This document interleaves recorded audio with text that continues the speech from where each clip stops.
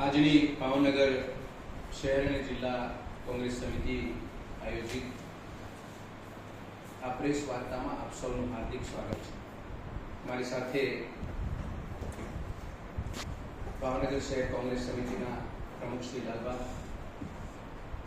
ભાવનગર જિલ્લા કોંગ્રેસ સમિતિના પ્રમુખ શ્રી પ્રવીણભાઈ, પૂર્વ ધારાસભ્ય અમારા કોંગ્રેસના જિલ્લાના વરિષ્ઠ નેતા કનુભાઈ,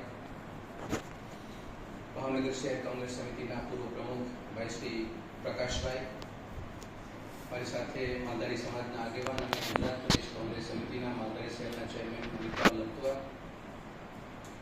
ભાવનગર શહેર કોંગ્રેસ સમિતિના પ્રવક્તાઓ અને ગટારિયાભાઈ અને ભાઈ જયદીપભાઈ, કોર્પોરેટરશ્રીઓ અને આપ સૌ સનિષ્ઠ પત્રકાર ભાઈઓ, આપ સૌનું હાર્દિક ફરી સ્વાગત છે. આજની આ પ્રેસ વાર્તા આપ સૌ મીડિયાના માધ્યમથી ભારતીય જનતા પાર્ટીના પ્રમુખ આગેવાનો, નેતાઓ અને સમર્થકો વચ્ચે આપણે વાત મૂકવા જઈ રહ્યા છીએ. આપ સૌને યાદ છે કે જ્યારે 2014 પહેલા જ્યારે સત્તાના સુકાન દેશના સંભાળવા હતા, ત્યારે આ દેશના ભારતીય જનતા પાર્ટીના કહેવાતા વિશ્વ નેતા, વિશ્વ પ્રવાસી, યુગ પુરુષ એવા નરેન્દ્ર મોદી લોકોની વચ્ચે એક વાત મૂકતા હતા कि वे लूट रहे हैं सपनों को, मैं चैन से कैसे बैठूं, वो बेच रहे हैं भारत को, खामोश में कैसे हो जाऊं. हाँ मैंने वचन खाई है, मैं देश नहीं चुकने दूंगा, मैं देश नहीं लूटने दूंगा, मैं देश नहीं बिकने दूंगा.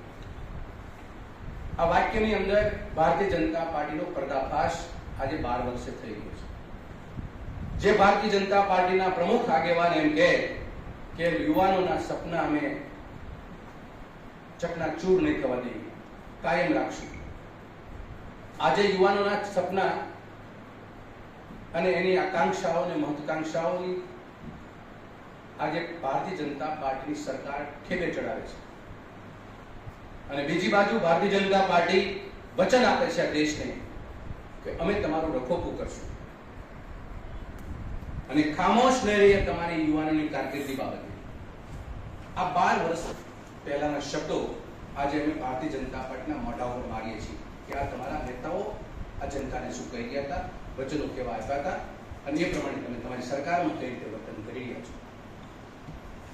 મૂળ વાત આ પ્રસ્તાવના આપને આ પ્રેસ વાર્તાની શરૂઆત કરતા પહેલા એટલા માટે અમારે યાદ કરવી જરૂરી છે કે લોકો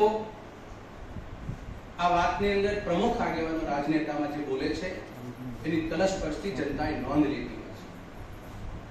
22 લાખ વિદ્યાર્થીઓએ નીટની પરીક્ષા આપી આ દેશમાં અને છેલ્લા લગભગ 10 વર્ષની અંદર 89 પરીક્ષાઓ ના પેપર લીક થયા ભારતીય જનતા પાર્ટી સરકાર અને 48 પરીક્ષાઓ એવી છે કે જે ફરી લેવી પડી કઈ ને કઈ કારણોસર. આ સરકારી તંત્રની નિષ્ફળતાનો ભાગ ભારતીય જનતા પાર્ટીની સરકારની અંદર ઈરાદાઓ ઉપર અમારો સંકેત છે.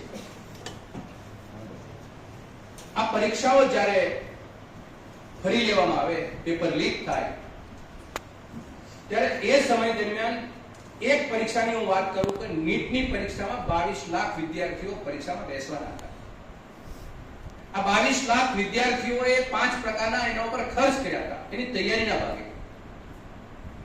એ વિદ્યાર્થીએ ભોજનનો ખર્ચ કર્યો, રહેવાનો ખર્ચ કર્યો, પુસ્તકોનો ખર્ચ કર્યો, એ પરીક્ષાની ફીનો ખર્ચ કર્યો અને કોચિંગ ક્લાસનો ખર્ચ કર્યો. આ 22 લાખ વિદ્યાર્થીઓએ જે ખર્ચ કર્યો એ ટોટલ 22 લાખ વિદ્યાર્થીનો ખર્ચ 1,42,000 કરોડ, 1,32,000 કરોડ નો ખર્ચ ભારતમાં આ વિદ્યાર્થીઓ કર્યો. એની સામે ભારતીય જનતા પાર્ટીની નરેન્દ્ર મોદીની સરકાર શિક્ષણનું બજેટ 1,40,000 કરોડ છે.